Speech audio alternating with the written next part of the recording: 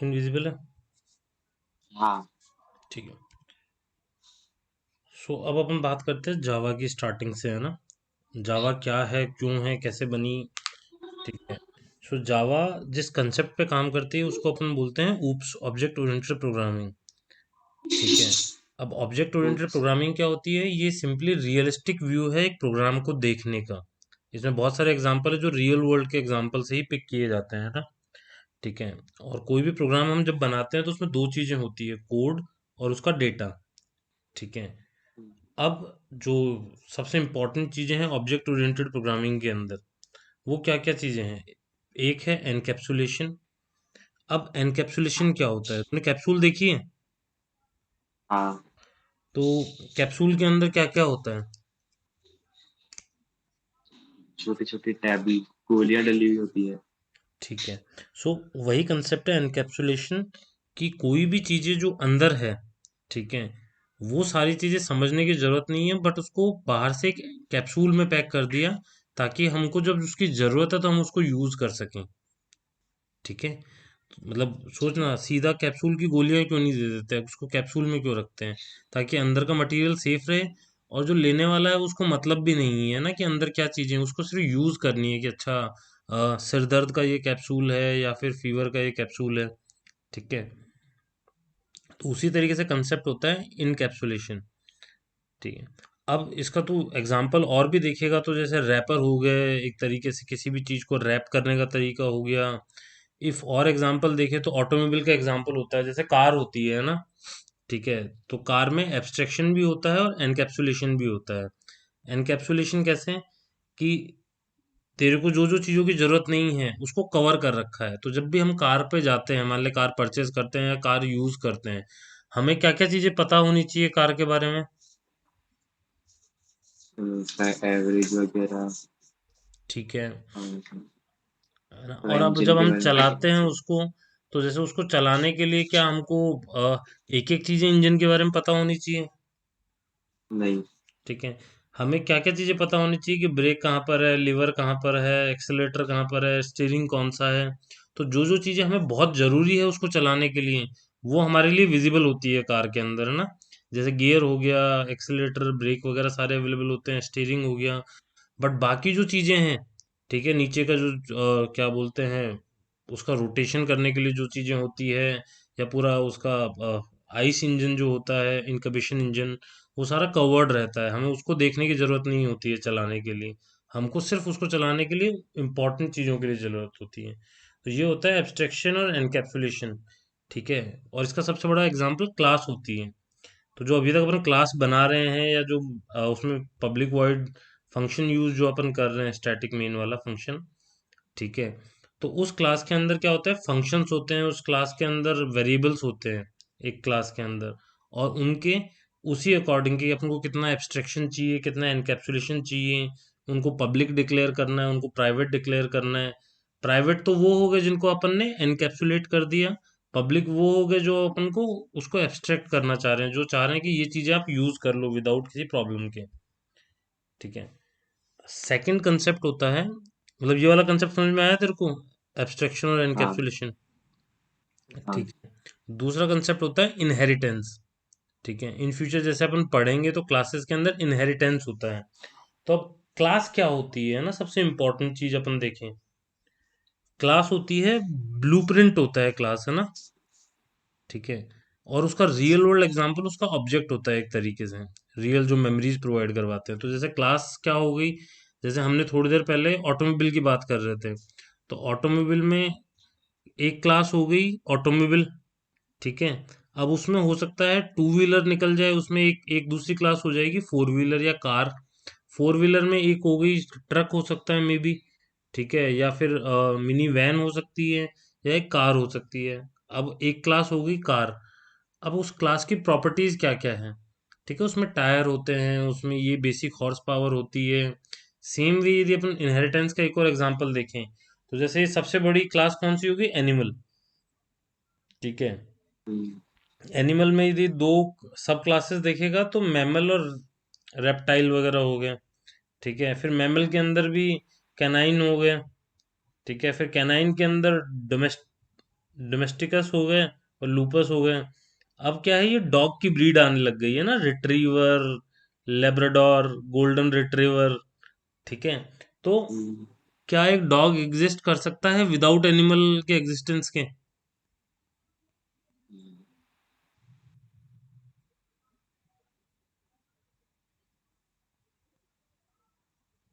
Hello. Hello. हाँ वंश, क्या डॉग एग्जिस्ट कर सकता है विदाउट एनिमल के एग्जिस्टेंस के? नहीं। ठीक है, तो सबकी एक तरीके से पेरेंट क्लास क्या है, हर चीज क्लास है। ठीक है, हम लोग भी एनिमल है, डॉग्स भी एनिमल है। ठीक है, अब तू ह्यूमंस की प्रॉपर्टी क्या करेगा, मतलब मान ले ह्यूमंस को ब्लूप्रिंट करना हो, ह्यूमंस की कोई क्लास बनानी हो, तो क्या क्या कैरेक्टरिस्टिक्स होते हैं ह्यूमन के? अब मैं तो रिलीजन के हिसाब से मतलब डिवाइड करता है ना उसको। नहीं नहीं, ह्यूमन की बात कर रहा हूँ, रिलीजन पे कहाँ जा रहा है, अभी तो बहुत दूर चला गया तू भी। तो दूर हो गया तो मतलब मतलब ह्यूमन कैसे को हम डिवाइड करना डिसाइड है करते हैं कि तो ये ह्यूमन है या नहीं है? उसके हाथ पैर होने चाहिए, मतलब बात कर सके वो। राइट, दो हाथ दो पैर होने चाहिए पहली चीज तो। हाँ। मतलब चार पैरों पे हाँ। कोई भाग रहा है तो उसको हम इंसान नॉर्मली तो नहीं बोलते हैं। ठीक है, हाँ। फिर उसके बाद में वही उसकी बाकी चीजें देखोगे तो दो आंखें होनी चाहिए, बेसिक फीचर अपन जैसे ही होने चाहिए जो सभी के इंसानों के होते हैं। ठीक है, कि दो आंखें हाँ। होती है, एक नाक होता है, सीधा देखते हैं हम लोग, 360 नहीं देख सकते हैं ना। ठीक है, हाँ। हमारे कान इस तरीके से होते हैं, हाथ होते हैं, दो दो पैर होते हैं, बात करते हैं, लैंग्वेज अलग अलग हो सकती है सिचुएशन के अकॉर्डिंग, हाँ। बट ये बेसिक फीचर होते ही होते हैं ह्यूमंस में, है ना। अब ह्यूमन एक हाँ। क्लास हो गई, फिर हो सकता है तुम नेशनैलिटी के बेसिस पे उसको सब क्लासेस डिवाइड कर दो कि one is American, one is Indian. ठीक है, अब उसके बेसिस पे फिर उसको तुम फ्यूचर में चाहो तो रिलीजन पे डिवाइड करते हो या किस पे भी डिवाइड करते हो, फिर क्लासेस ही डिवाइड होती रहती है ना। ठीक है, इसको अपन कंसेप्ट को बोलते हैं इनहेरिटेंस। ठीक है, कि ओके। कुछ फीचर्स हम लोग हमेशा हमारे इनहेरिट करते हुए आते हैं ना। ठीक है, कि हम्म। हम इफ देखें डॉग और हम में क्या सिमिलैरिटीज है, मतलब हम में एनिमल की क्या कॉमन कैरेक्टरिस्टिक्स है जो हम एनिमल क्लास से इनहेरिट करते हैं। वो भी सांस ले रहा है, अपन भी सांस ले रहे हैं। एग्जैक्टली exactly, हम लोगों की भी फूड की नीड है, हम भी डाइजेस्ट फूड की डाइजेस्ट नीड है। करते हैं चीजों को। ठीक है, तो ये कुछ चीजें होती है जिससे हम लोग सिमिलर हैं ना, मतलब एक ही क्लास के अंडर आते हैं। थर्ड कंसेप्ट होता है पॉलीमॉर्फिज्म। सो पॉलीमॉर्फिज्म ग्रीक वर्ड से आया है जिसका मतलब होता है मैनी फॉर्म्स। ठीक है, मल्टीपल फॉर्म्स। जैसे एग्जांपल देता हूँ मैं बहुत सिंपल तरीके से, कि हम लोग क्या सभी लोग तुझे जो जानते हैं वो सभी वंश के नाम से जानते हैं? नहीं, कई दूसरे नाम से भी जानते हैं। Exactly exactly. प्लस क्या सभी के सामने सेम रोल होता है तेरी लाइफ का? नहीं। ठीक है, तो इंसान तू सेम है, बट तू किसी के लिए बेटा बनता है, किसी के लिए बोलता है भाई बनता है, किसी का हो सकता है तू इन फ्यूचर हस्बैंड बनेगा, किसी के लिए पापा बनेगा, तेरे टीचर के लिए तू स्टूडेंट है, तेरे दोस्तों के लिए तू दोस्त है। ठीक है, हम होते एक ही इंसान है, बट हम अलग अलग जगहों पे अलग अलग कैरेक्टरिस्टिक्स दिखाते हैं और अलग अलग तरीके से बिहेव करते हैं ना, अलग अलग फॉर्म ले लेते हैं हम लोग।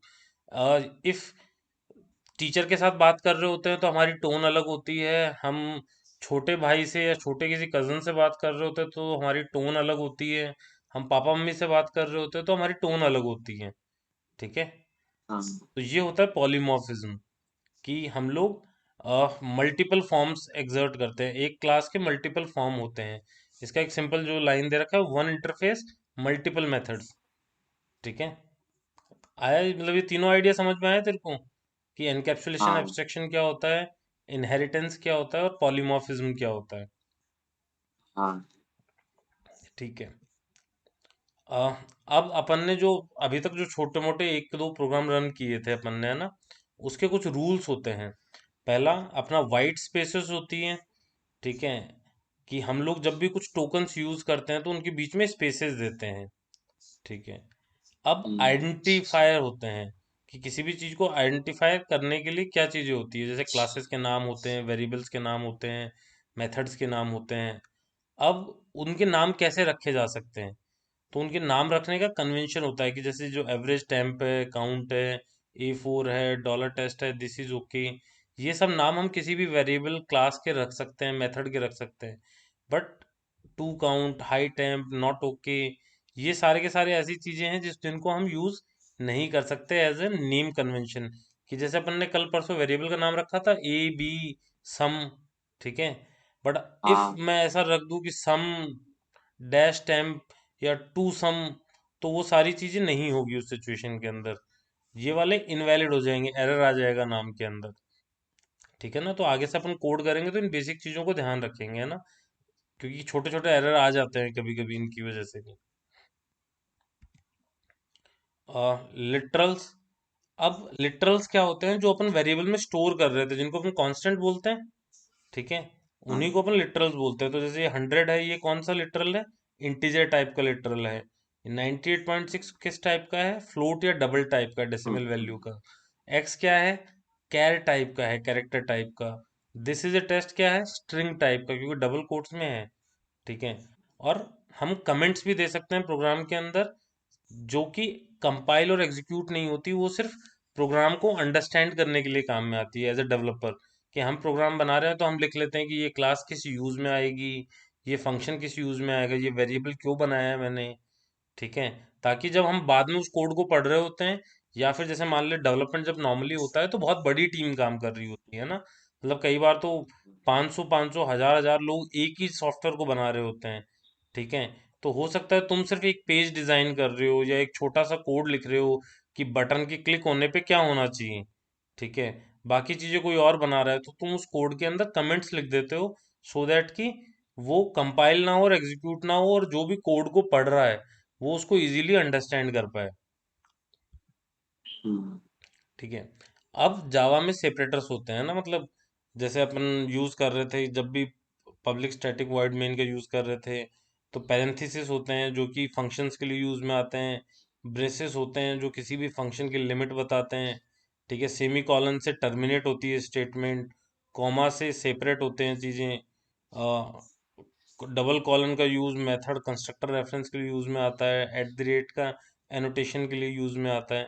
बेसिकली अभी तक अपन ने कौन कौन से यूज किए हैं? पैरेंथेसिस यूज किए हैं, ब्रेसेस यूज किए हैं, सेमी कॉलन लगाया है अपन ने, ठीक है।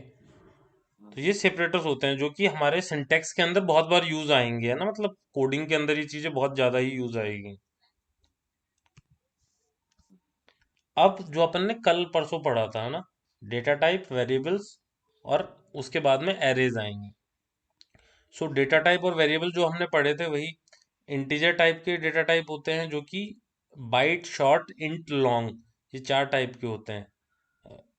फ्लोटिंग टाइप के अच्छा, होते इन हैं चार जिस टाइप से हाँ, डिफाइन कर सकते हैं इनको। ये चार टाइप से अपन डिफाइन कर सकते हैं। जैसे इंट ए बी किया था ना अपन ने, हाँ, वैसे इन ही टीवी शॉर्ट से। भी कर सकते हैं, बाइट भी कर सकते हैं, लॉन्ग भी कर सकते हैं। इनमें मेमोरी का डिफरेंस होता है, जो भी नेक्स्ट स्लाइड में बताऊंगा मैं तेरे को, है ना।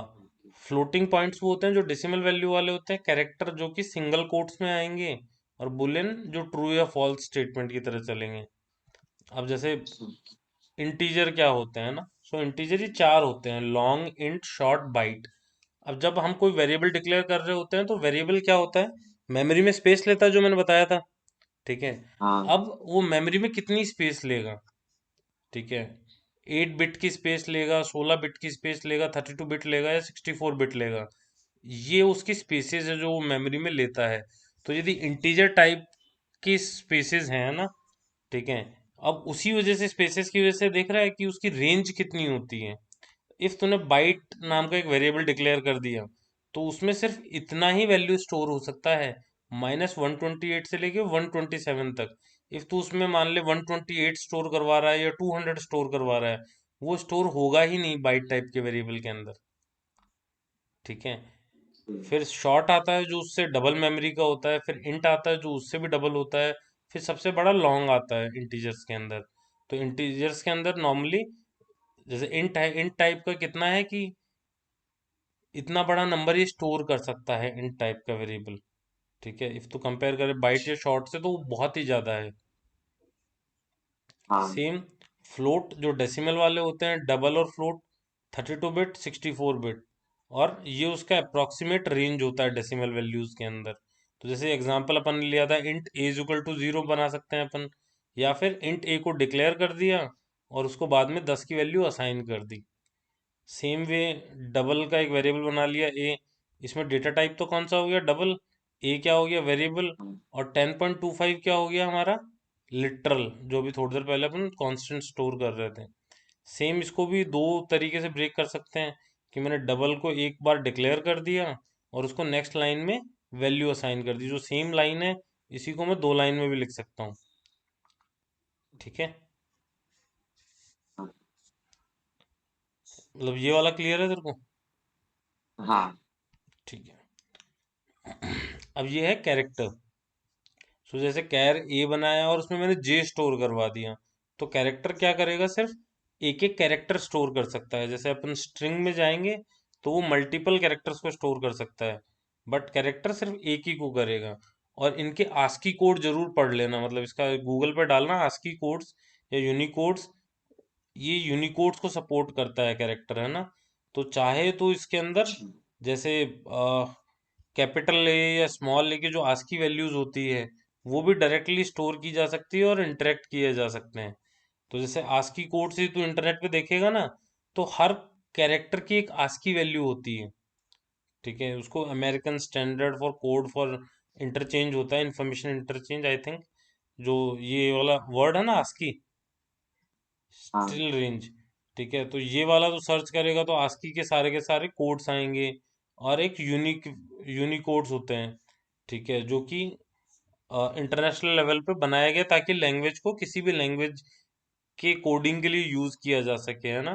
कि जैसे हम प्रोग्राम बना रहे हैं तो उसमें हमें कुछ चीजें ऐसी दिखानी है जो हमारे कीबोर्ड पे नहीं है। ठीक है, इफ मान ले मैं जर्मन लैंग्वेज में आउटपुट देना चाह रहा हूँ, बट मेरे कीबोर्ड पे तो जर्मन लैंग्वेज नहीं है, राइट। तो वो हाँ, कैरेक्टर्स मैं डायरेक्टली यूनिकोड से क्रिएट कर सकता हूँ या आस्की से क्रिएट कर सकता हूँ। अब बुलियन तो नॉर्मली ट्रू या फॉल्स होते हैं। ठीक है, और अब जो वेरिएबल डिक्लेयर करते हैं वो इसी तरीके से डिक्लेयर करते हैं, टाइप आइडेंटिफायर करते हैं, डेटा टाइप, और फिर उसके नाम को डिक्लेयर करके उसमें वैल्यू स्टोर कर देते हैं। अब वेरिएबल का स्कोप और लाइफ टाइम कितना होता है, ठीक है, सबसे इम्पोर्टेंट चीज, कि जब भी हम वेरिएबल्स को यूज करेंगे, जब भी हम वेरिएबल्स को यहाँ पर यूज कर रहे होते हैं ना, तो वेरिएबल्स का लाइफ टाइम क्या होता है, उसके डबल ब्रैकेट के अंदर। जैसे मान ली मैं यहाँ पर एक और डबल ब्रैकेट लगा देता हूँ और ए बी को इसके अंदर इंसर्ट कर देता हूँ, तो ये देख यहाँ पर एरर आ जाएंगी। ठीक है, ये बोलेगा कि ए बी डिक्लेयर ही नहीं किया आपने। क्यों? क्योंकि ए बी का लाइफ कहाँ से कहाँ तक है, इस ओपन ब्रैकेट से लेके इसके क्लोजिंग ब्रैकेट के अंदर।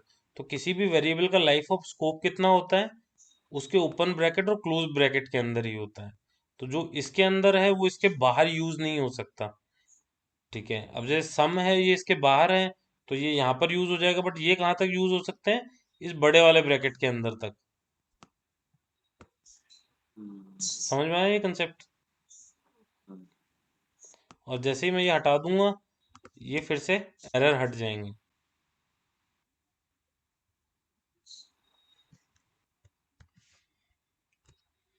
तो ये होता है उसका स्कोप और लाइफ टाइम एक वेरिएबल का। अब आता है टाइप कन्वर्जन एंड कास्टिंग। ठीक है, so type conversion and casting क्या होता है, कि जब हमको कुछ वैल्यूज स्टोर करवानी है ना, एग्जांपल देके एक्सप्लेन करता हूँ।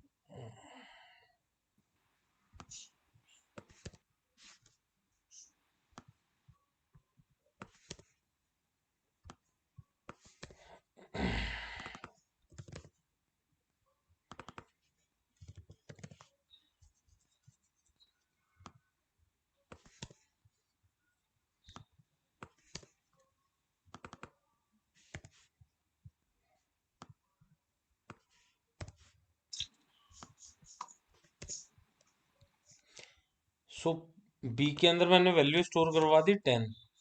ठीक है, अब ए का डेटा टाइप क्या है और बी का डेटा टाइप क्या है इसमें?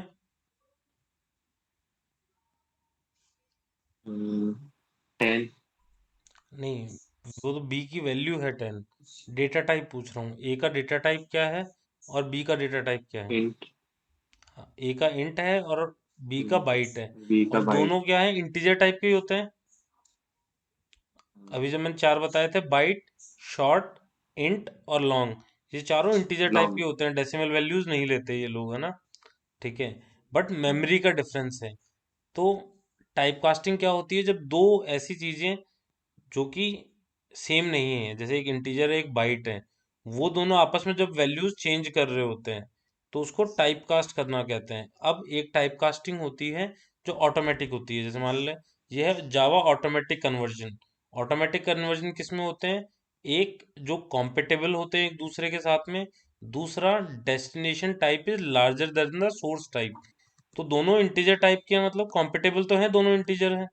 ठीक है। अब मैंने क्या किया, ए इज इक्वल टू बी कर दिया। ठीक है, और मैं ए को प्रिंट करवा रहा हूँ मान लो। ठीक है। अब इस लाइन के अंदर डेस्टिनेशन वेरिएबल कौन सा है और सोर्स वेरिएबल कौन सा है जिसमें से वैल्यू आ रही है।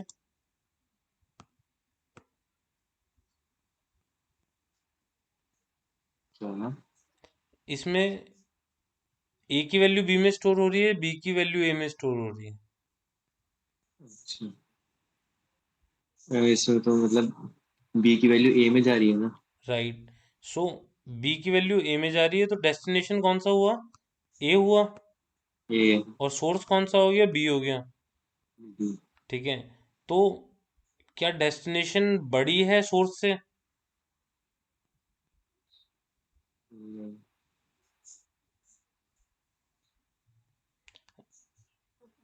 अपन ने भी अंडरस्टैंड किया था।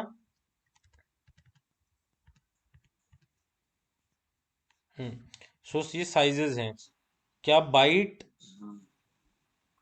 और इंट, 32 बिट और 8 बाइट। ठीक है, 8 बिट। अब इसमें से बड़ा कौन है, बी बड़ा है या ए बड़ा है in terms of memory allocation.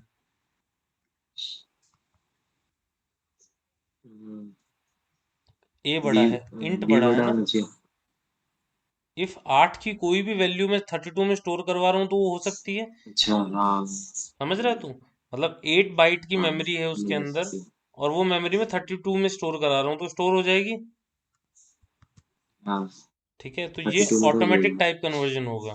देखना अब ये विदाउट एरर के एग्जीक्यूट हो जाएगा प्रोग्राम। अच्छा।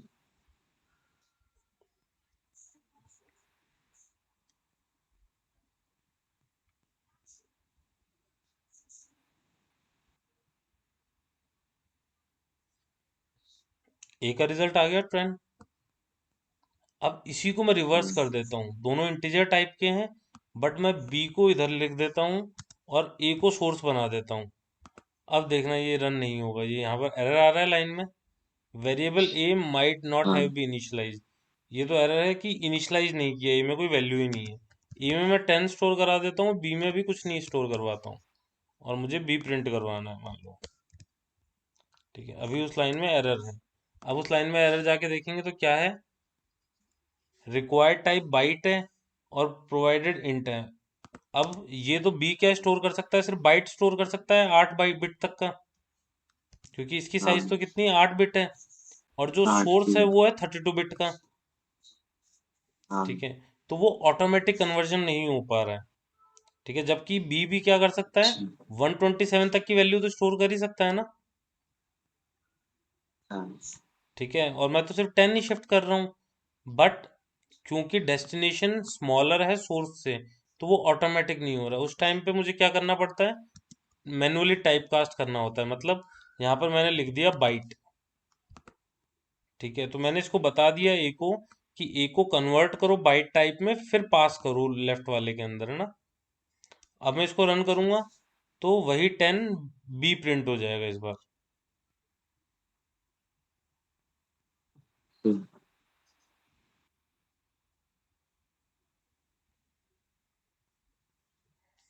ठीक है, विदाउट किसी एरर के। और यही मैं हाँ। टाइप कास्ट हटा दूंगा तो ये एरर आ जाएगा, रन ही नहीं होगा, फिर से एरर आ गया। हाँ। ठीक है, इसको अपन बोलते हैं टाइप कास्टिंग।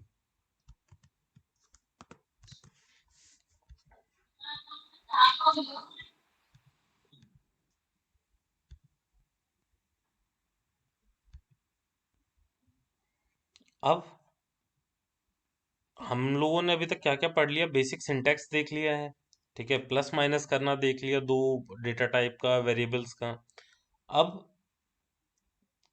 हम लोग देखते हैं कि इफ एल्स स्टेटमेंट क्या होती है। If else statement conditional statement बोली जाती है कि ये किसी भी प्रोग्राम में दो कंडीशनल बेसिस पे आ जाता है। कि मान लीजिए जैसे एग्जांपल लिया कि मैंने एक प्रोग्राम बनाया जिसका काम है पास या फेल डिक्लेयर करना एक बच्चे को, है ना। तो मैंने एक कंडीशन क्रिएट कर दी कि जो भी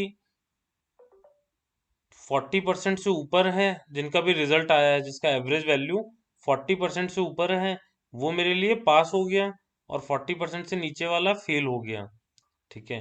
तो इस कंडीशन के लिए मैं क्या करूंगा, प्रोग्रामिंग के अंदर इफ एल्स स्टेटमेंट लगाऊंगा मैं। तो इफ एल्स स्टेटमेंट में क्या होता है, इफ के साथ एक कंडीशन आती है, इफ वो कंडीशन ट्रू हो गई तो स्टेटमेंट वन एग्जीक्यूट हो जाता है। एल्स के अंदर जो, इफ ये कंडीशन फॉल्स हो जाती है तो जो एल्स के अंदर स्टेटमेंट है वो एग्जीक्यूट हो जाएगी।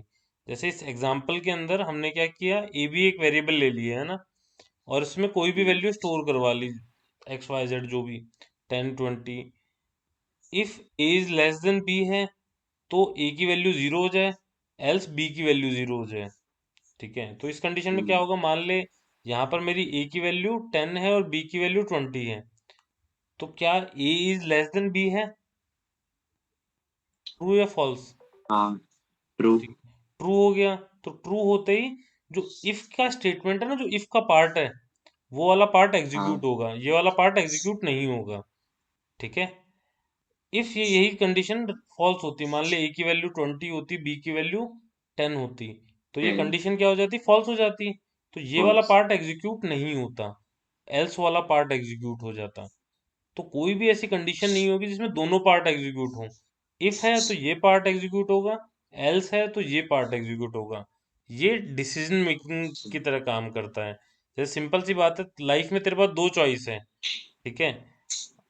इफ तू ट्रेन से ट्रेवल कर रहा है, इफ तू बस से ट्रेवल कर रहा है, तो दोनों में एक साथ ट्रेवल नहीं कर सकता, राइट, ठीक है। तो तूने हाँ, कंडीशन चूज कर ली कि मैं ट्रेन से ट्रेवल कर रहा हूँ, तो फिर तू ट्रेन का ही ट्रेवल एंजॉय करेगा, है ना।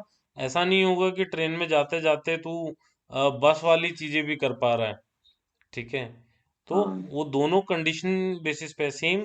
इफ तू घर से निकला है कॉलेज जाने के लिए, ठीक है, और कॉलेज जाने के दो रास्ते हैं, रास्ता ए रास्ता बी, ठीक है। सो तूने रास्ता ए ले लिया तो रास्ते ए के अंदर जैसे जैसे टर्न लेने हैं वैसे वैसे जाएगा, बी ले लिया तो बी वाले रास्ते के अकॉर्डिंग जाएगा। सेम वे इसमें होता है कि कंडीशन ट्रू हो गई तो इफ वाले स्टेटमेंट के अंदर जो पार्ट है वो एग्जीक्यूट होगा, फॉल्स हो गई तो एल्स वाली जो कंडीशन का पार्ट है वो एग्जीक्यूट होगा।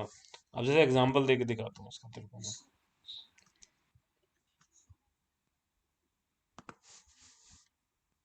ए और बी ही ले लेते हैं अपन, int a int int b, p की वैल्यू मान लो 20 ले लेते हैं।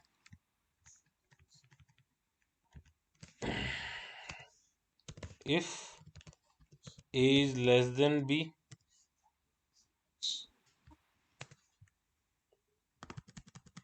तो इफ इसको दोनों तरीके से लिख सकते हैं, चाहे तो मैं ऐसे ब्रैकेट ओपन ब्रैकेट में लिखूं जब मेरे को मल्टीपल स्टेटमेंट्स लिखनी होती है, ठीक है, और एल्स का भी मैं इस तरीके से लिख सकता हूँ। ये हो गया, तो बी इज बिगर, और इसमें ये कंडीशन ट्रू है तो ए इज बिगर, सॉरी इस कंडीशन ट्रू थी, बी इज बिगर इस कंडीशन में है ना,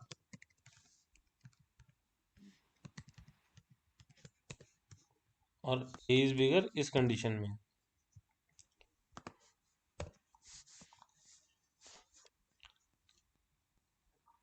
इस कंडीशन में कौन सा वाला पार्ट एग्जीक्यूट होना चाहिए सिर्फ, इफ वाला। ठीक है। तो क्या प्रिंट होना चाहिए, बी इज बिगर, है ना। 20 का।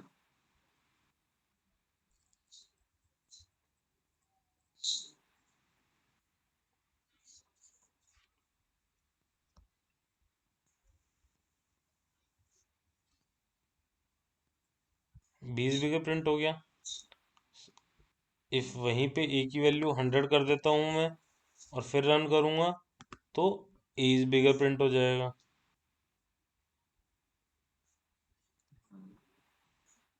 ठीक है। अब इसका मैं क्या चीजें कर सकता हूँ इस चीज से। इस चीज से मैं कर सकता हूँ कि मैं एग्जांपल लूँ कि तीन सब्जेक्ट है, सब्जेक्ट वन, सब्जेक्ट टू। ठीक है। अब एक क्वेश्चन आ गया कि एक ऐसा प्रोग्राम बनाओ उसमें तीन चार सब्जेक्ट के नंबर लो आउट ऑफ 100 में से। इसमें मान लो 60 बन गए, इसमें उसके 50 बने, एक में उसके 70 बन गए। ठीक है। एक में उसके 36 ही बने, सब फोर के अंदर। ठीक है। सब फाइव में उसके मान लो 45 बने। अब मैंने कहा कि इफ एवरेज 40 से नीचे है तो उसको प्रिंट हो जाए फेल है, और 40 से ऊपर है तो पास है। तो मैं क्या करूंगा, सबसे हम्म, पहले मैं इनका एवरेज लूंगा, है ना। ठीक है। So int average is equal to sub one, sub two, subject three की जो वैल्यू है, सब्जेक्ट फोर की जो वैल्यू है, और सब्जेक्ट फाइव की वैल्यू है, वो डिवाइड बाय हो जाए फाइव से। राइट। यही फॉर्मूला लिखूंगा मैं एवरेज के लिए। हाँ ठीक है। तो पांचों हाँ सब्जेक्ट की जो भी वैल्यूज है वो मैंने डिवाइड बाय फाइव की, एवरेज आ गया। If average is less then 40 तो प्रिंट हो जाए फेल, नहीं तो पास हो जाए पास। अब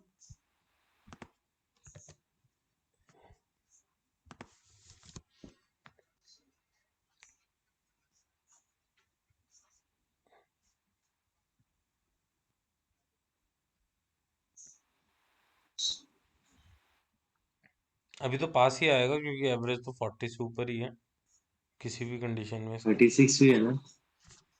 क्या चीज? 40 से ऊपर 36 भी तो है। नहीं तो एवरेज 36 तो है, बट टोटल का एवरेज तो 40 से ऊपर ही है। हाँ टोटल का तो 46 है। अब क्योंकि अपनी कंडीशन तो एवरेज नाम के वेरिएबल पे चल रही है ना, अब जो भी एवरेज है वो भी प्रिंट कर देते हैं कि एवरेज आपका ये है इस वजह से। अब जैसे इस कंडीशन में एवरेज क्या आया होगा, आई थिंक 50 से तो 50 के आसपास, ये 50 से ऊपर ही आया होगा मेरे ख्याल से तो।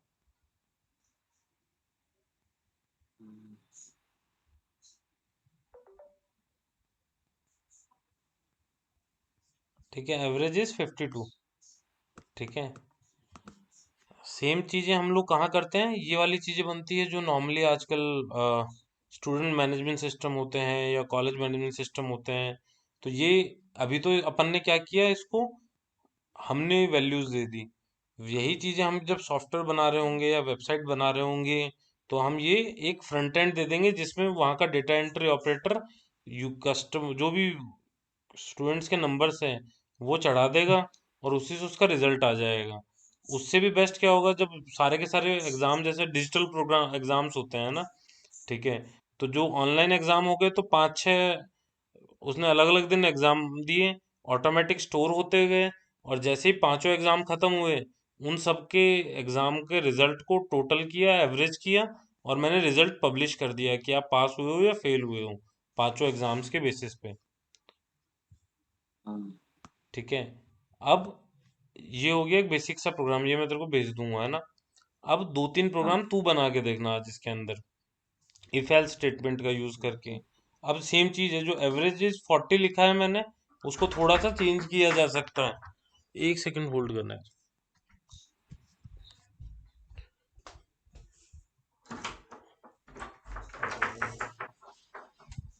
ठीक है। सो अब इसी को मैं रिवर्स कर देता हूँ, मान ले कंडीशन को, क्योंकि ये कंडीशंस चेंज हो सकती है ना, कि if average is bigger than 40 तो पास वाली कंडीशन मुझे यहाँ लिखनी पड़ेगी। ठीक है। हाँ क्योंकि एवरेज यदि 40 से बड़ा है तो पास है, और एवरेज उससे छोटा है तो फेल है। क्या सेम कंडीशन में देखूंगा तो पास आ जाएगा और एवरेज 52 आ जाएगा, है ना। हाँ।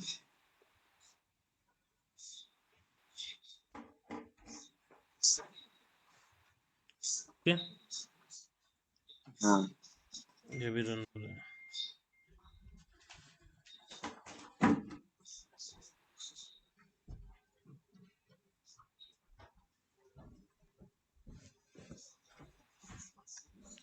ठीक है।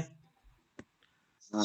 सो इसी के बेसिस पे दो तीन प्रोग्राम करके देख, जैसे एक प्रोग्राम ये वाला करके देख कि यूजर से नंबर ले और यूजर को बता कि वो नंबर इवन है या ऑड है।